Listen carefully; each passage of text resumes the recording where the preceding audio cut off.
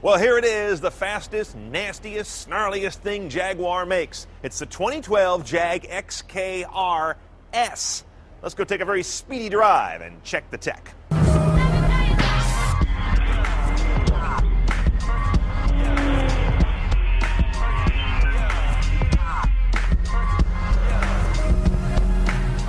Now, spotting an XKR-S is easy. One, it's the best looking Jaguar in over a decade. I'm normally not a big fan of taking cars designed for grown-ups and sticking body kits on them, but somehow this one works. If you miss all of that, just come back here and notice the carbon fiber wing.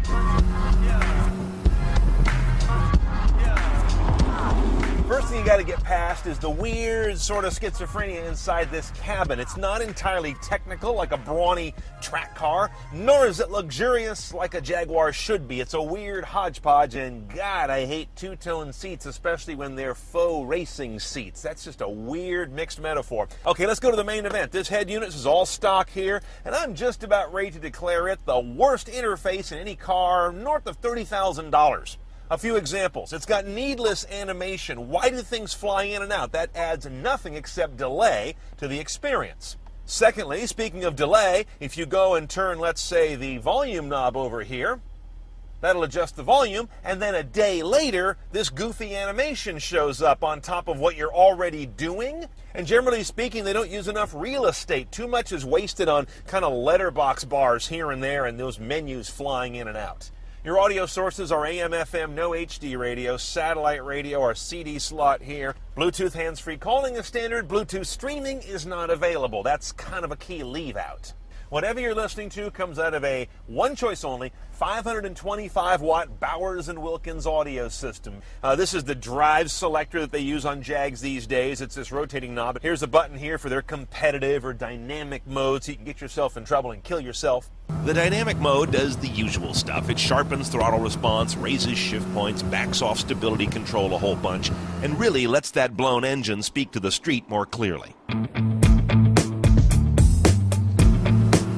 Herein beats the heart of a Predator. This is the 5-liter supercharged direct-injected V8 that pushes this thing at crazy numbers of horsepower and torque. 550 horse, 502 foot-pounds of torque, gets this fully 2-ton coupe up to 60 in about 4.2 seconds, while delivering 1522 mpg. Just good enough to avoid a gas guzzler tax. This Jag's AJ133 motor gets its extra power from a revised exhaust system and attendant fuel mapping changes, along with the use of Eaton's latest twin vortex supercharger. It's the same one used in the Corvette ZR1 and Cadillac CTS-V, both of which left us stuck to the seat back.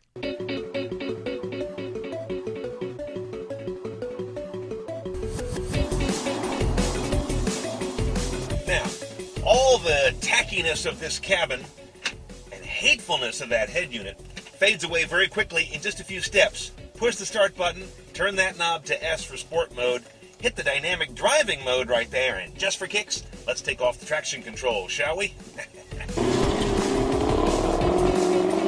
All right, like curry on a Friday night and strawberry blondes, overwhelming power seems to be a very British thing when they do a high-performance car. It's so much power, you don't even think about summoning it. It's just sort of always there.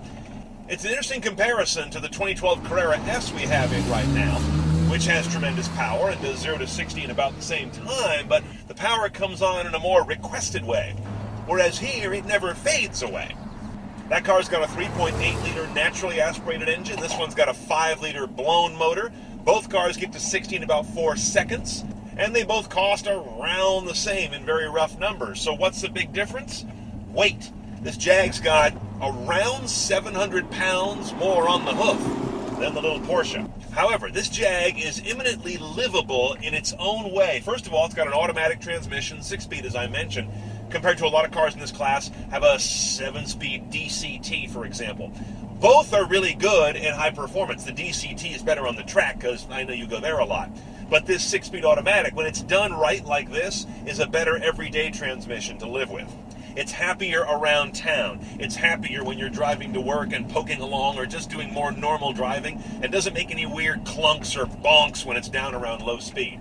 DCTs are still kind of rough in that way. And I think it's a huge testimony to the engineering on this motor, as well as what Eaton's done on this new generation TVS blower, and that there is so immediate a power delivery of what appears to be the fat spot of the torque curve all the time. It all goes to that whole idea of effortless, overwhelming power. That's the signature you get on this car. Okay, pricing a Jag XKR-S is real easy. Affording one is not. This is a $132,000 car with precious few options, at least in terms of tech. You can replace this engine cover with one made of carbon fiber for $2,000 and be a real tool, or you can spend $4,000 to get what they call the Bright Kit, which puts back all the chrome they took off to make it look like this.